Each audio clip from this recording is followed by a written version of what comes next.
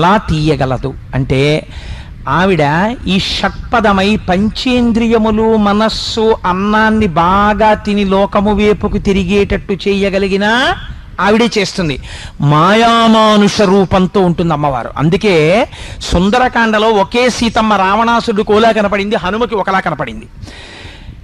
అదే అమ్మవారు అనుగ్రహించింది అనుకోండి, అమ్మ జ్ఞాన వైరాగ్య సిద్ధ్యర్థం భిక్షాం దేహి చ పార్వతి. ఇది మా స్వామి జగద్గురువులు శంకర భగవత్పాదులు ఈ జాతికి పెట్టిన భిక్ష. రేపు వీడికి చదువుకోవడం వచ్చో రాదో అన్నపూర్ణమ్మ దగ్గరికి వెడితే నేను రాసిద్దాం వీడు చదువుకుంటాడని మహానుభావుడు స్తోత్రం చేశాడు. ఆయన కర్మ ఆయనకి లేక నడువడి నేర్పారు.